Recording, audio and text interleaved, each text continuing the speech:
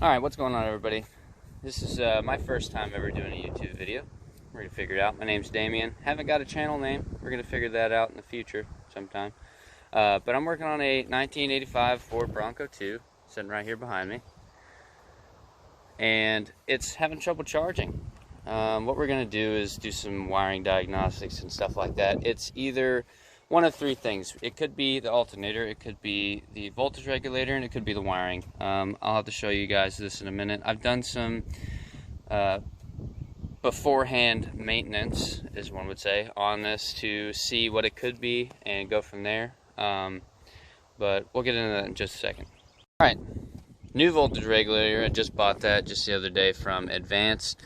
My wiring that I said that I rigged up before, and the new alternator that I also just bought. I have some paperwork that I'm going to show you guys. It's not really paperwork. It's something I drew up of a bunch of things that I looked through on the interwebs to see if, you know, what could be the problem. And I'm really leaning towards the wiring, but it could be a few things. I'm going to show you guys how to test that in just a second. We're going to go through it and get this done real quick.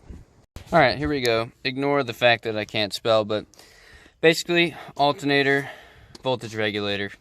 You have all these pieces here that connect, obviously, straightforward. I have no idea what any of these are, which is funny. But they all link to something, so we got to figure that out. So you got field, stator. Who knows what A is, but it's positive. And then I is supposed to come back in here towards the key switch. And to test this, I'm going to take the field here and put a jumper between the field off the voltage regulator. I'm going to take that and jump it straight to the positive on the battery. And we're going to see if the alternator is doing its job at the maximum potential running this, the regulator's bad. But if it's not running at its maximum potential, the alternator could be bad. So that's a way to quick test it if you have your voltage regulator hooked up. I know there's a million different types of these regulators, but this one specifically you can do this way. So yeah, let's go figure it out.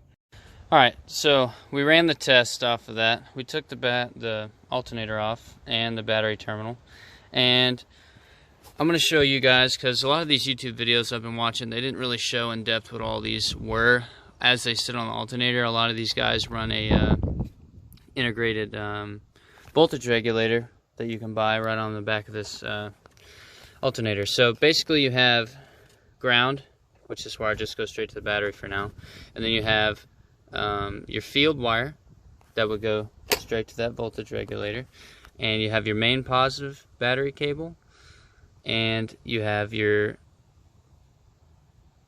stator wire, which also runs straight back to that voltage regulator. Basically, the two wires that we have here that are running straight back, well, I'm sorry, the three wires are all the ones that I just told you about. Everyone besides the ground's running back to this. So we're going to hook all this stuff back up, clean this up a little bit, put it back on. I'm going to show you guys that it's charging, and then we're going to drive it, see what happens. Alright. Best way to show this is for me to just take it off right here, but I can't hold my phone doing it, and it's going to die like that too. It's starting to flood real bad. So basically I got it to charge, but I can't show it. I'll have to take this post off and hold it here to get it to charge, just so it's got a good ground still. But basically, when I hook it back up the way that it just was, with this being here, whenever this gets low enough voltage, the regulator is going to tell the alternator when to kick on to recharge the battery. I'd like to show it, but I don't have enough hands and too poor to afford one of them stands. So I'm going to be messing with this just a little bit longer, but we got it going, and I'll have to drive it some other time. It's starting to flood real bad, so I'm going to get this stuff put back together and we'll be good to go.